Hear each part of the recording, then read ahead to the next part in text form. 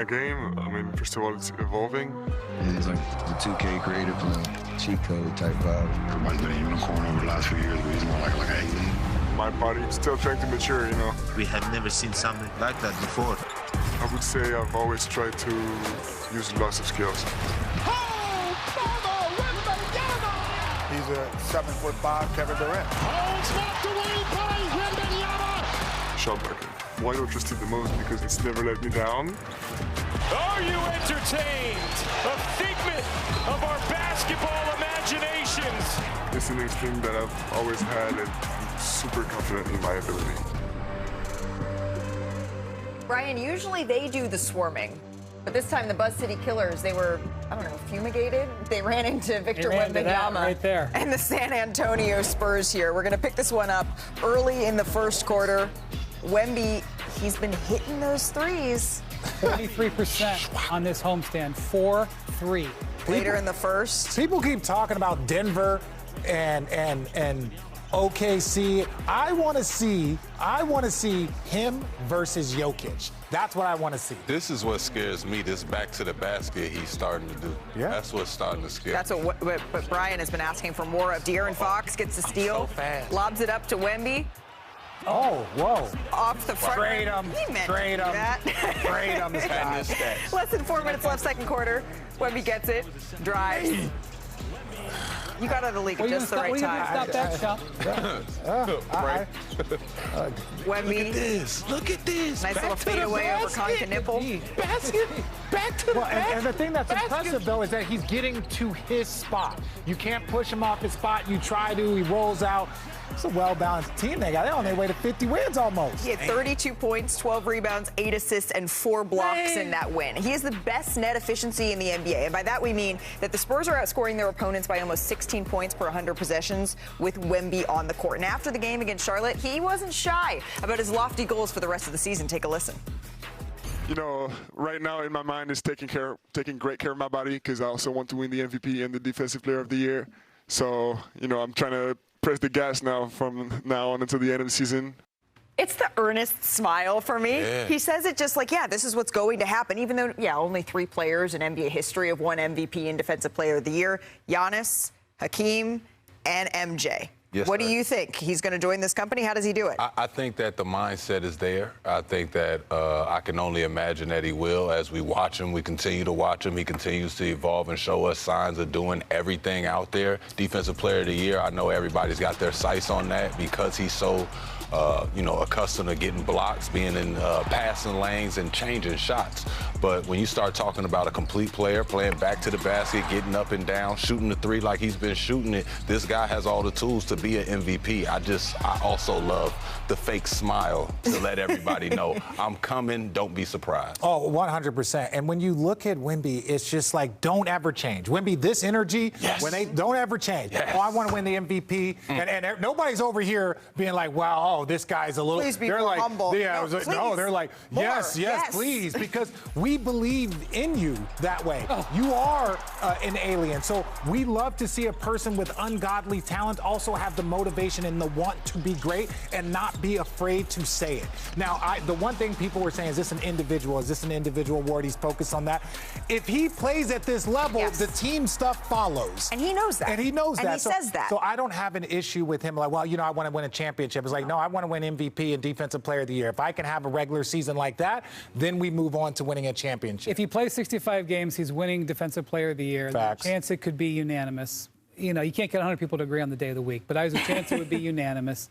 If the Spurs pass the Thunder for the #1 seed, which I don't think is going to happen, his case for MVP strengthens. I still think this is SGA's award. He's been amazing this year, but he's going to win the MVP. I don't know if it's going to be this year, but he's going to win the MVP. And he wasn't saying that as an if.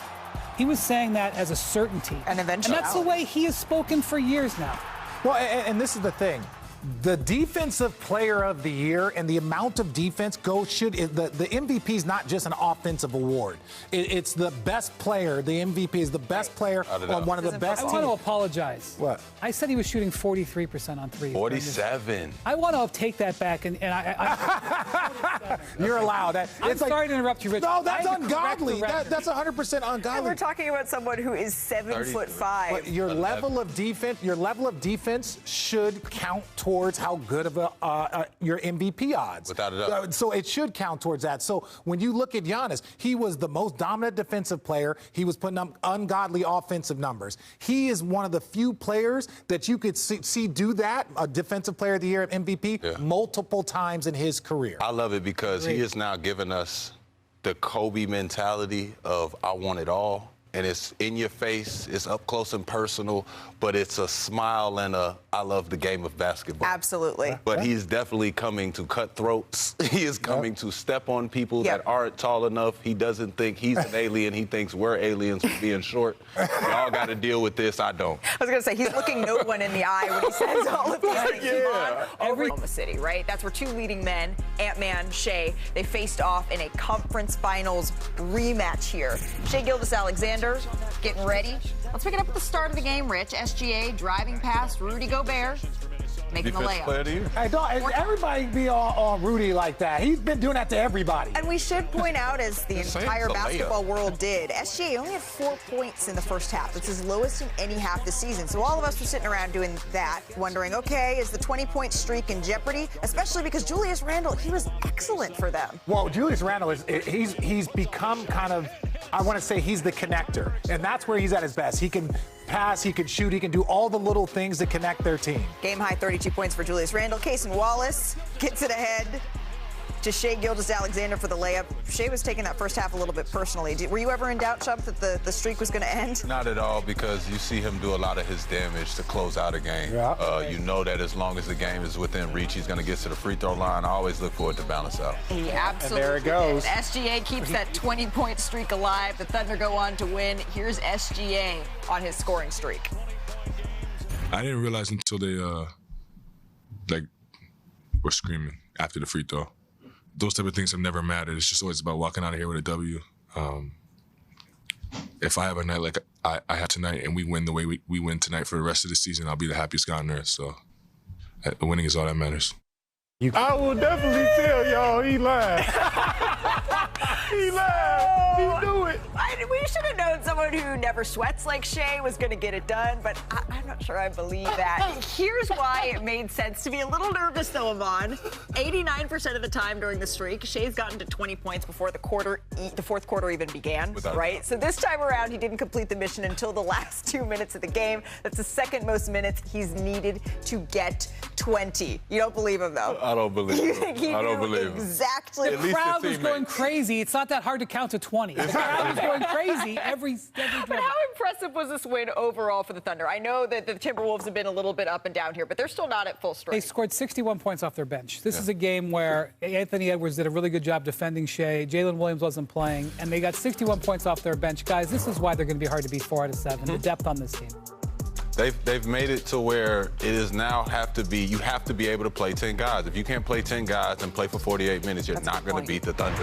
It's just the DNA of it today. They copied it from Boston, and now it's over there in OKC. But they also are our chess team. So they can play small. They can play Alex Caruso at the 5. They can play Hardenstein. They can play Hardenstein, and then they can play a double big lineup. They can play a single big lineup with a floor spacer. So it's not just that they have talent and depth, it's that they have all of the puzzle pieces. You have 3 all-defensive players. Right. You have an MVP. You have an all-NBA guard. There's nothing there's no box that they don't check. And the quality of people that are in the organization willing to sacrifice, that's the next level. And when you have all the pieces like that, they're able to then mix and match and play and match any sort of lineup that other teams put out on the floor. And then finish any game with SGA.